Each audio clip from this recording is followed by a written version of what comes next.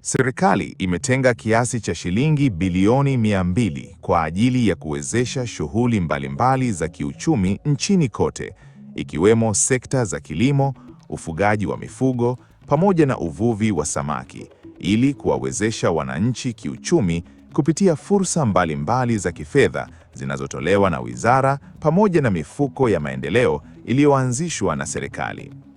Hayo yamebainishwa na Naibu Waziri wa Nchi, Ofisi ya Waziri Mkuu, Tawala za Mikoa na Serikali za Mitaa, OWM TAMISEMI, Dr. Festo Dugange, kwa niaba ya Waziri wa Nchi, OWM TAMISEMI, alipokuwa akijibu swali la mbunge wa viti maalum mkoa wa Kagera, Mheshimiwa Devota Daniel, Aprili 28, 2026, bungeni jijini Dodoma, aliyetaka kufahamu kama serikali ipo tayari kutenga dirisha maalum la mikopo kwa sekta za kipaumbele za kilimo cha kahawa, ufugaji wa mifugo pamoja na biashara ndogondogo mkoani Kagera.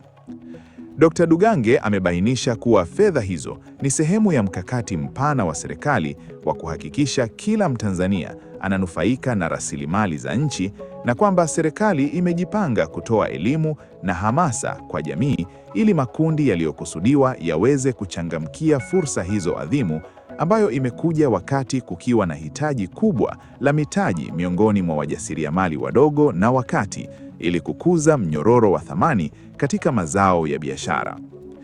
Kwa sasa, Wizara ya Mifugo na Uvuvi imetoa matangazo ya kutoa mikopo ya shilingi bilioni 200 ambazo ni ahadi ya Mheshimiwa Dr. Samia Suluhu Hassan, Rais wa Jamhuri ya Muungano wa Tanzania, ya kuwezesha wananchi kwa ajili ya shughuli mbalimbali za kiuchumi, zikiwemo kilimo, ufugaji wa mifugo na samaki, amesema Dr. Dugange.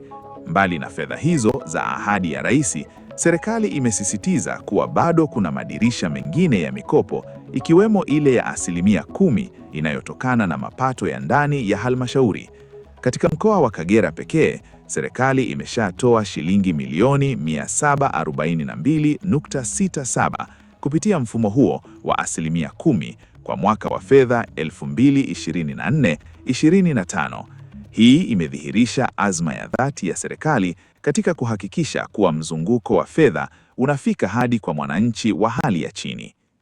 Amesema serikali imewahakikishia Watanzania kuwa mikopo hiyo haina ukiritimba na inatolewa kwa taratibu rafiki ili kila mwenye sifa aweze kunufaika, na amewataka wakulima na wafanyabiashara kote nchini kutumia fursa hizo kujiimarisha kiuchumi na kurejesha fedha hizo kwa wakati ili ziweze kuwanufaisha wengine.